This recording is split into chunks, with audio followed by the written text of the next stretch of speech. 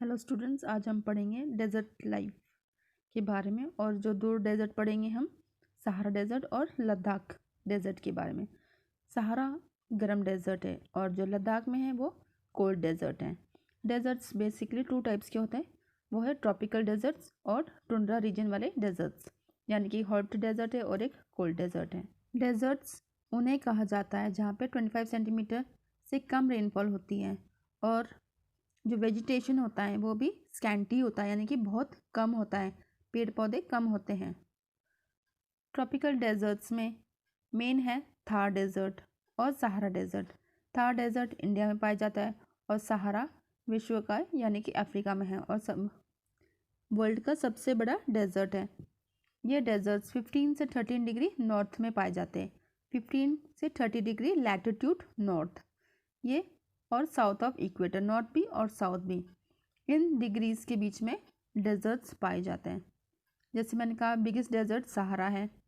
इन desserts में जो temperature होता है बहुत ही एक्सट्रीम टेम्परेचर होता है, यानी कि बहुत हाई, डे का टेम्परेचर बहुत हाई होता है और जो नाइट का टेम्परेचर बहुत ही फ्रीजिंग कोल्ड होता है यहाँ पे। अब हम पढ़ेंगे सहारा डेजर्ट के बारे में। सहारा वे डेजर्ट है जहाँ पे रेनफॉल है बहुत ही कम होती है, यानी कि तकरीबन सिर्फ 10 सेंटीमीटर पर एनम, साल में सिर्फ 10 सेंटीमीटर रेनफॉल होती है।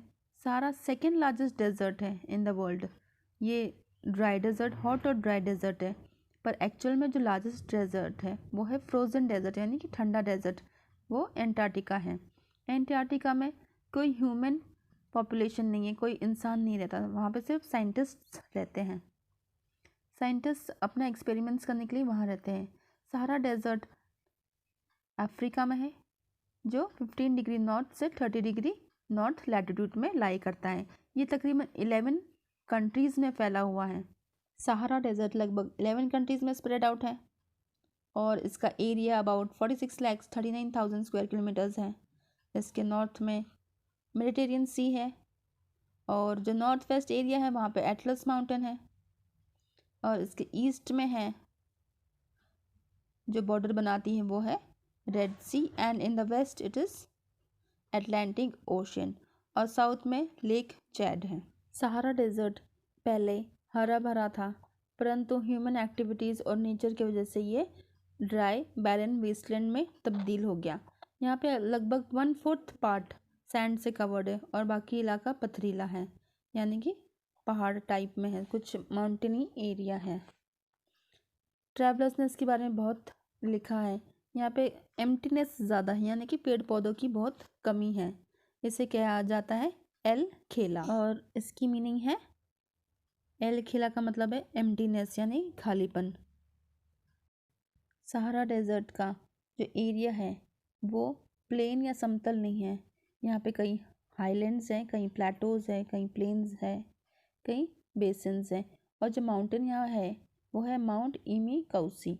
ये टिबेस्टी रेंज में पड़ता है। इसकी हाइट अबाउट 3,415 मीटर्स हाई है। ये सारे सहारा डेजर्ट का हाईएस्ट पॉइंट है। Lake Chad on the southern border of the Sahara desert. जो लेक चैड है वो सहारा डेजर्ट के सदर्न बॉर्डर पर है और इसी में फ्रेश वाटर लेक है।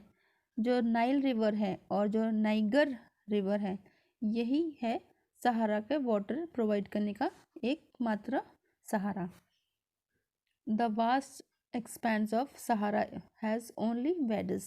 वेडिस का मतलब होता है कि जहाँ पे जब बारिश होती है, जब पहाड़ी में या फिर कोई छोटे माउंटेन्स होता है तो उसमें छोटा खड्डा बन जाता है, उसमें पानी इकट्ठा होता है, उसे वेडिस कहा जाता है। इस डेजर्ट में ओएसिस भी है। ओएसिस मतलब छोटे छोटे तालाब होते हैं जो डेजर्ट एरिया में होते हैं।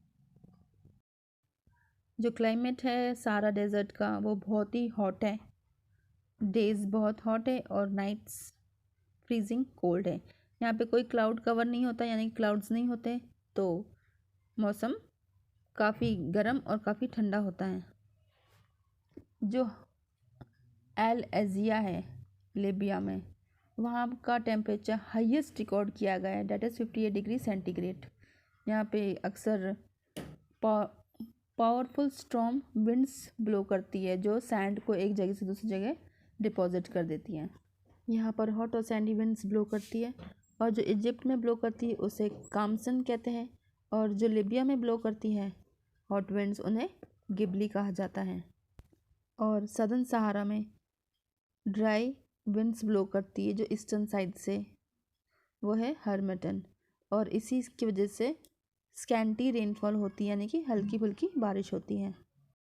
यहाँ पे प्लांट लाइफ या वेजिटेशन जो सहारा डेजर्ट में बहुत स्कैटर्ड है, मतलब दूर दूर है। ग्रासेस पाई जाती है बहुत हल्की फुल्की, कैक्टस, श्रब्स, ट्रीज़ भी पाए जाते हैं, और ये खास तौर से जहाँ पे ओएसिस होते हैं, यानी जो पानी के तालाब होते हैं उन्हें ओएसिस कहा जाता है, वहाँ पे पाए जाते हैं। और जो इन ट्रीज़ या प्लांट्स हैं उनके जो रूट्स बहुत गहरी होती है, बहुत लंबी होती है, ताकि वो अंडरग्राउंड वाटर सोर्स तक पहुँच सके और जो पानी की अब्जॉर्ब कर सकें। इन पौधों के ऊपर या तो हेयर्स होते हैं या स्पाइन्स होते हैं, कांटे होते हैं, ताकि एनिमल्स इन्हें ना खाए और ये बचा के रख सके अपने आप को। There are other annual plants called ephemeral. यहाँ पर जो वुडी प्लांट्स पाए जाते हैं वो है acacia, date plant, olive, cypress and thyme, और कुछ ग्रासेस भी पाई जाती हैं यहाँ पर। सहारा डेजर्ट में एनिमल्स पाए जाते हैं वो है हैगहॉग, हैगहॉग मतलब झाऊमूसा, हाइना, जैकॉल, फॉक्स, ये सभी एक ही प्रजाति के हैं, डॉग प्रजाति के। Libyan striped weasel, slender mouse, mongoose. Some of the birds found here are ostrich, जो बर्ड्स पाई जाती है वो है ostrich, guinea fowl, Nubian bustard, desert eagles, barn owl, sand larks and ravens. ये सारी बर्ड्स डेजर्ट में, सहारा डेजर्ट में पाई जाती है। और इनके अलावा है frog, toads, Scorpios, lizard and snacks. ये रेंगने वाले कीड़े भी या एनिमल्स भी पाए जाते हैं। यहाँ पर एग्रीकल्चर बहुत कम होता है, परंतु कुछ पेड़ और कुछ फल सब्जियाँ भी उगाई जाती हैं, जैसे खजूर का पेड़ सबसे मेन है यहाँ पे। और एनिमल्स में कैमल है जो शीप ऑफ द डेजर्ट कहा जाता है। ये सारा बोझ यही उठाता है, इससे हमें मिल्क भी मिलता है, मीट भी मिलता है, और इसकी स्किन भी काम आती हैं। सहारा डेजर्ट में जो कंट्रीज़ है वो कम पॉपुलेटेड है, पर जो ज़्यादा पॉपुलेटेड कंट्रीज़ वो है Egypt, Mauritania, Morocco and Algeria. ये 4 कंट्रीज़ है जो सहारा में है, वो ज़्यादा पॉपुलेटेड है, और बाकी जो सेंट्रल पार्ट ऑफ सहारा है वो कम पॉपुलेटेड है। यहाँ पे ज़्यादातर नोमैड्स या खानाबदोश लोग पाए जाते हैं। जो अलग अलग ट्राइब्स जो सहारा डेजर्ट में पाई जाती हैं वह हैं बेडुइन, बर्बर, मोरोब, तुरुग, टुबू, होसा। ये ट्राइब्स यहाँ के लोग हैं जो खानाबदोश ज़िंदगी जीते हैं, और यहाँ पे ट्रैवल करने के लिए वो कैमल्स का यूज़ करते हैं। जैसे कंट्री है इजिप्ट, लीबिया, अल्जीरिया। ये जब से ऑयल की खोज हुई इन कंट्रीज़ में ये काफ़ी रिच हो गए, और अपना अधिकतर ये कंट्रीज़ धनी हो गई हैं। अब हम पढ़ेंगे लद्दाख के बारे में। लद्दाख एक कोल्ड डेजर्ट है। ये जम्मू कश्मीर में लोकेटेड था पहले, परंतु जब जम्मू एंड कश्मीर को यूनियन टेरिटरी बना दिया गया है और लद्दाख को भी एक अलग यूनियन टेरिटरी बना दिया गया है।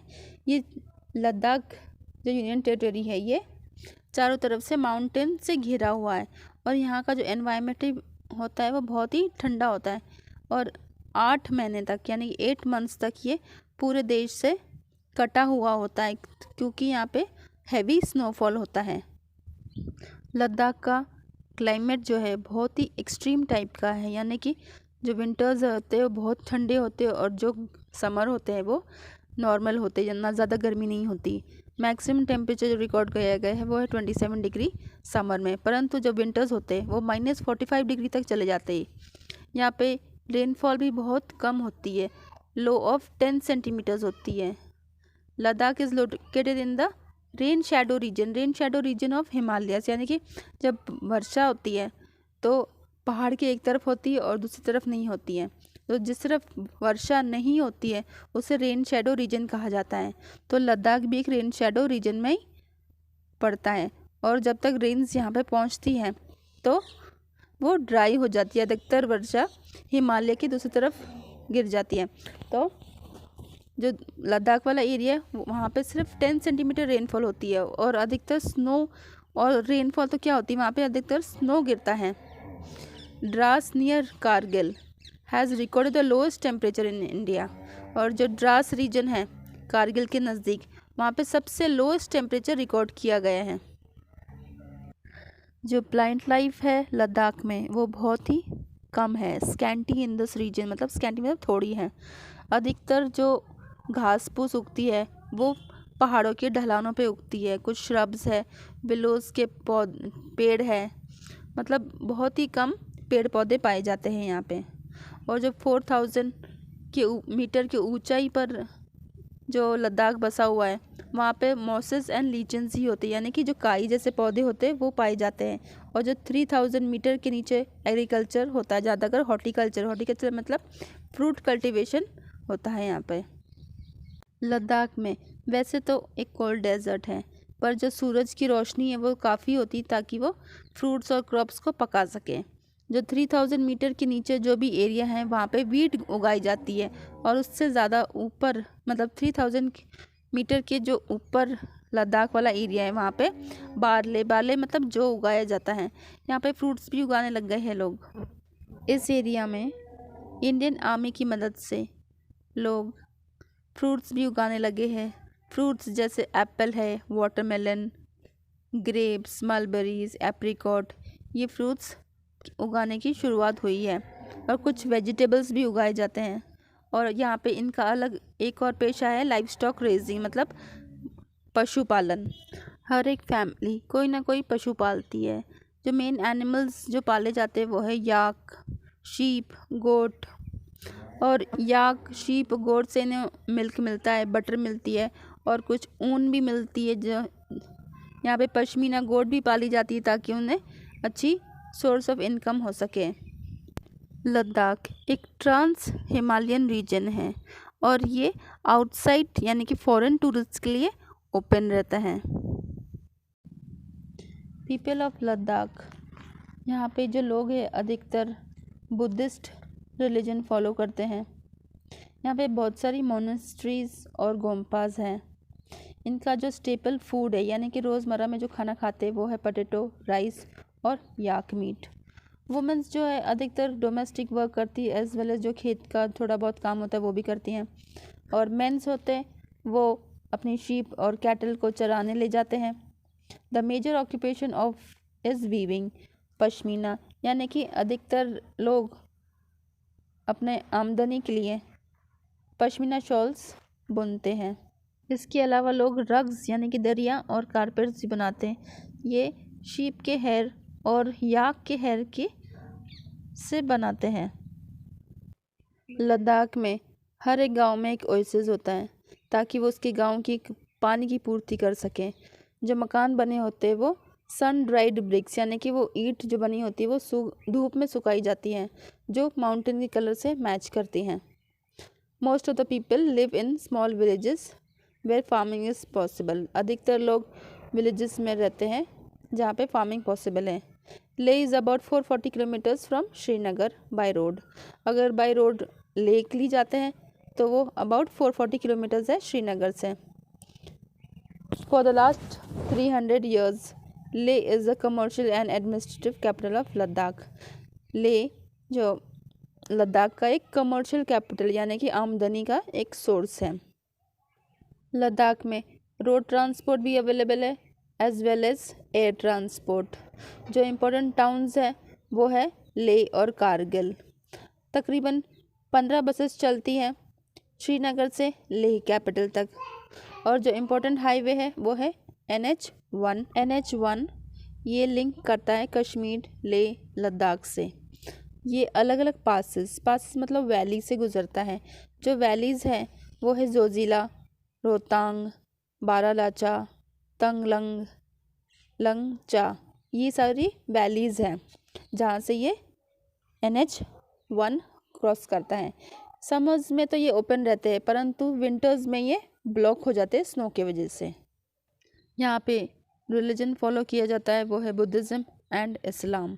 ये मेन दो रिलीजन है जिसे फॉलो किया जाता है। यहाँ पे बहुत सारे मोनेस्ट्रीज़ हैं और जो इम्पोर्टेंट फेस्टिवल्स है यहाँ के लोगों का वो है Ladakh harvest festival and Losar festival as well as Hemis festival.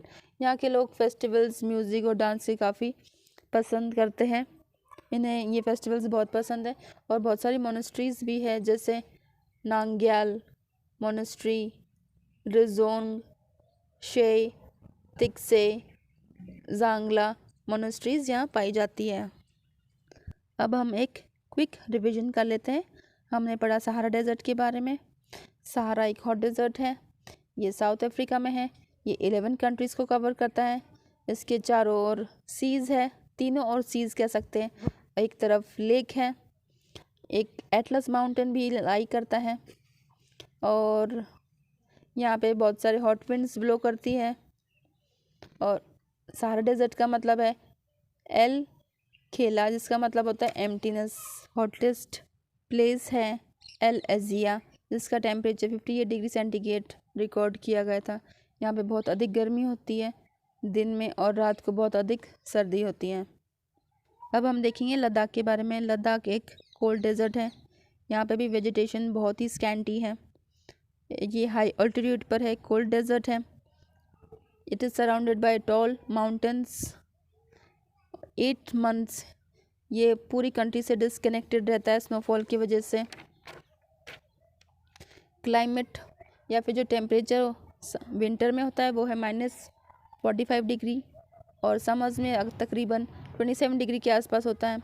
जो द्रास नियर कारगिल है records the lowest temperature in India. यहाँ पे प्रेसिपिटेशन यानी कि जो रेनफॉल है वो लगभग 10 सेंटीमीटर होती है। हर विलेज में एक ओएसिस होता है। Students, thank you for watching my video. Like, share, comment और बेल आइकन को प्रेस करना ना भूलें। नेक्स्ट वीडियो जल्दी लेके आएंगे।